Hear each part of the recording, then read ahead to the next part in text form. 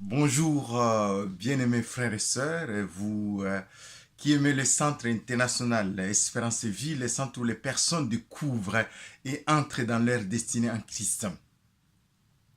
Nous sommes à la troisième semaine à la fin de la troisième semaine de notre période de prière des 40 jours. Nous nous préparons à recevoir le gospel des groupes de Mulhouse LPG. Donc, nous sommes en train de prier pour que cet événement soit un événement qui va glorifier Dieu. Nous savons que l'évangile est prêché, l'évangile est chanté. Il faut utiliser tous les moyens pour annoncer l'évangile. Et l'apôtre Paul dira, comment croiront-ils en celui dont ils n'ont pas entendu parler? Et comment entendront-ils parler s'il n'y a personne qui prêche? S'il n'y a personne qui chante l'évangile?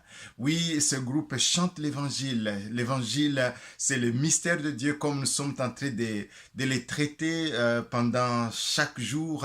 Et nous avons déjà fait un résumé de 2 premières semaines. Et aujourd'hui, le résumé de la semaine, c'est que le prophète, le juste, le roi et l'évangile. Nous allons essayer de comprendre que l'évangile, c'est ce que même désirait, que les prophètes, quand ils prophétisaient, dans leur fort intérieur, dans leur esprit, ils désiraient voir Jésus. Ils désiraient voir Jésus. Dans Matthieu 13, quand Jésus va parler de la parabole du semeur, il va dire à ses disciples, il vous a été donné de connaître les mystères du royaume des cieux. Il vous a été donné de connaître les mystères du royaume des cieux.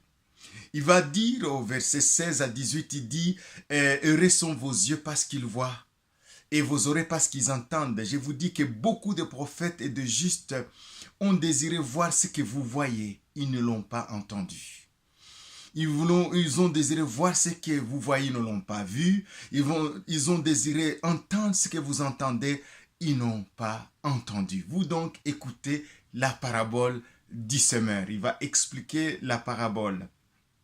Dans Luc 10, au verset 23 à 24, à la fin de leur mission, les 70 disciples sont allés prêcher le royaume de cieux, prêcher l'évangile, et ils étaient vraiment étonnés de voir combien les démons même leur étaient soumis. Jésus dit, mais j'ai vu Satan tomber du ciel comme un éclair. Quand on prêche l'évangile, on secoue le royaume des ténèbres. Mais il va dire au verset 20, donc Luc 10, verset 20, cependant ne vous réjouissez-vous de ce que les esprits vous sont soumis, mais réjouissez-vous de ce que vos noms sont inscrits dans les cieux. Réjouissez-vous de ce que vos noms sont inscrits dans les cieux. Alléluia. La joie du salut, la joie de connaître Dieu, la joie d'être né dans un royaume, le royaume des cieux, et que ton nom est inscrit. Est-ce que es-tu sauvé?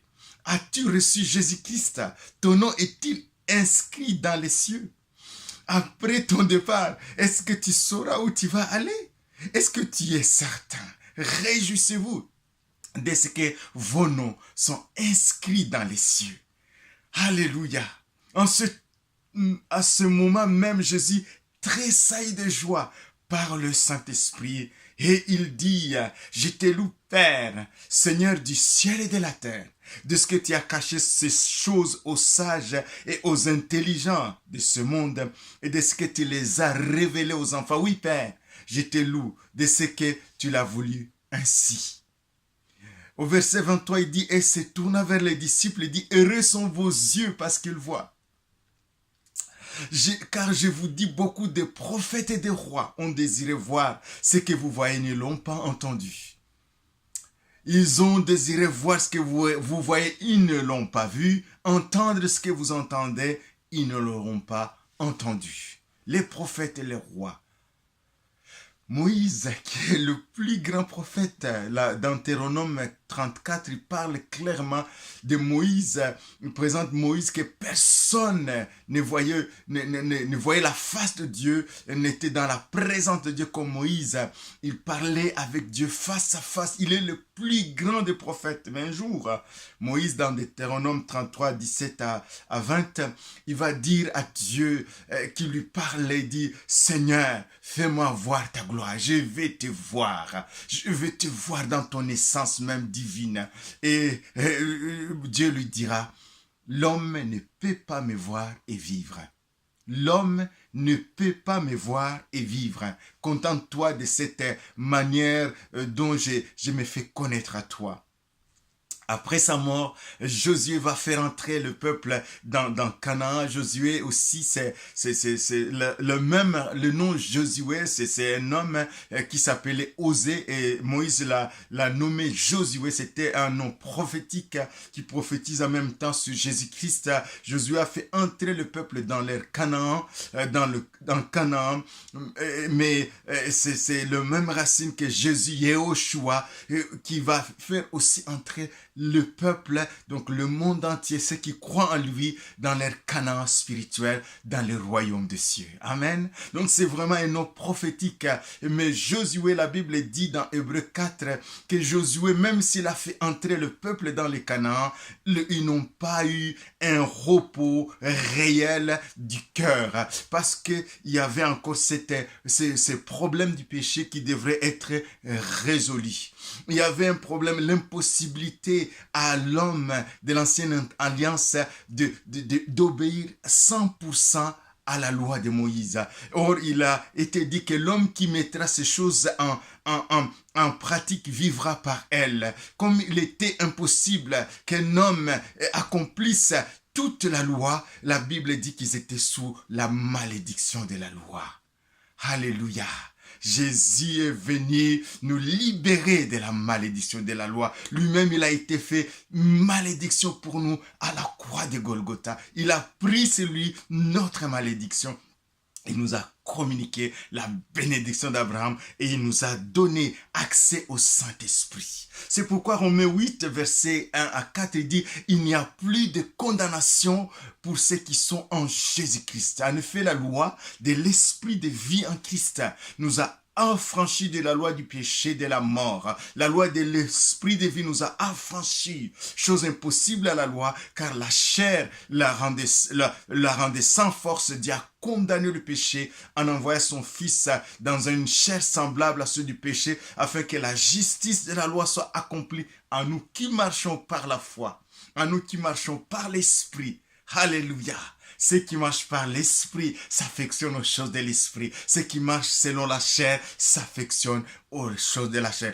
Et l'affection de la chair, c'est la mort. Tandis que l'affection de l'esprit, c'est la vie et la paix. Alléluia. En Jésus. Il nous fait entrer dans notre Canaan spirituel, dans le royaume des cieux.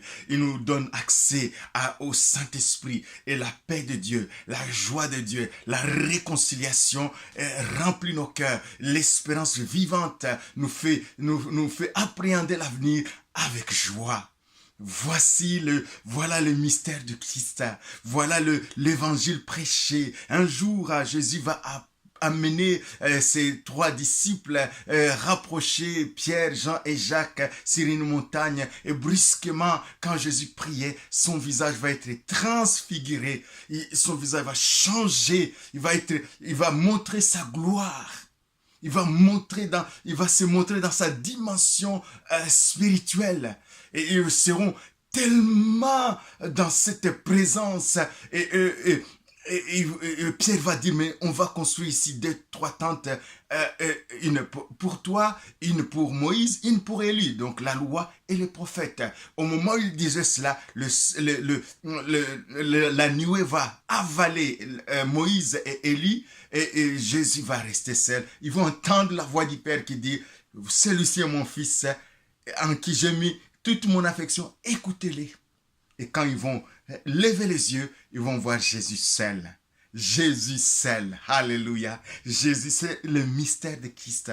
Jésus, son témoignage, Jean-Baptiste dira, la loi a été donnée par Moïse. Jean chapitre 1, verset 18. La loi a été donnée par Moïse. La grâce et la vérité sont venues par Jésus-Christ. Personne n'a jamais vu Dieu si ce n'est le Fils unique qui vient du sein du Père et c'est lui qui le fait connaître. Jésus-Christ est le mystère de Dieu. Quand on reçoit Jésus, on entre dans le royaume des cieux, on contemple Dieu en esprit et ça se voit autour de nous, la joie, la paix, l'espérance, l'amour remplit nos cœurs en attendant d'aller dans la félicité. Nous vivons le royaume ici et maintenant par le Saint-Esprit qui habite à nous. Mes bien-aimés, soyez bénis, encouragés et continuez à prier pour cet événement, le concert LPG, et nous bénissons Dieu parce que nous voulons voir la gloire de Dieu. Nous voulons voir des hommes et des femmes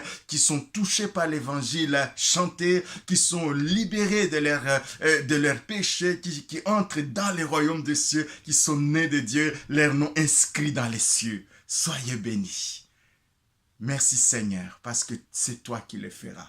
Tu travailles avec nous et nous comptons sur ta présence au nom de Jésus. Amen. Soyez bénis mes bien-aimés et à